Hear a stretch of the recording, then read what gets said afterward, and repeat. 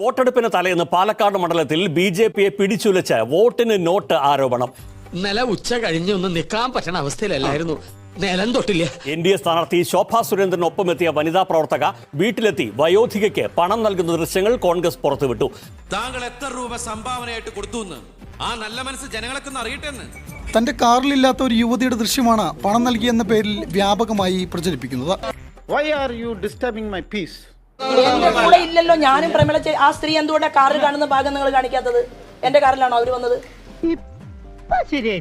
ഇതിന് പിന്നാലെ ഈ യുവതി ബി.ജെ.പി ഓഫീസിൽ ശോഭയ്ക്കും കേന്ദ്രമന്ത്രിക്കും ഒപ്പം നിൽക്കുന്ന ദൃശ്യങ്ങളും ശോഭയുടെ കാറിൽ നിന്ന് ഇവർ ഇറങ്ങുന്ന ചിത്രവും കോൺഗ്രസ് പുറത്തുവിട്ടു.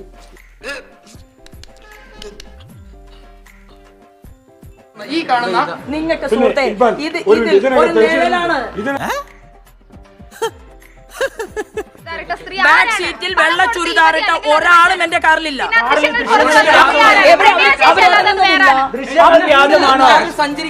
ഞാൻ ചോദിക്കാം,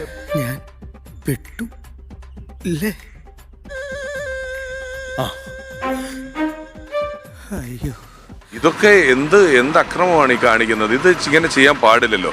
വല്ല കാര്യമുണ്ടോ? എന്തിനാണ് ഇങ്ങനെ ഇല്ലാന്ന് നടക്കണേ? അത് ചെയ്തുകൊണ്ട് പോകുക എന്ന് പറഞ്ഞാൽ ജനാധിപത്യത്തിൽ ആളുകൾക്കുള്ള വിശ്വാസം നഷ്ടപ്പെട്ടില്ലേ? നമ്മളെല്ലാ ജനങ്ങളും രാജാക്കളാണ്.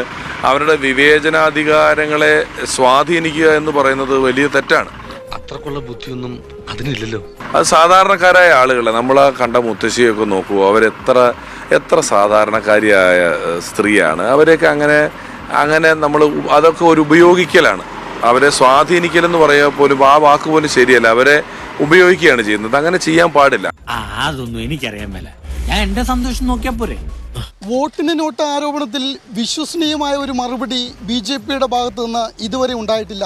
ശക്തമായ ത്രികോണ പോരാട്ടം നടക്കുന്ന പാലക്കാട്ട് UDF ഇത് വലിയ രാഷ്ട്രീയ ആയുധമാക്കാനാണ് ഉദ്ദേശിക്കുന്നത്.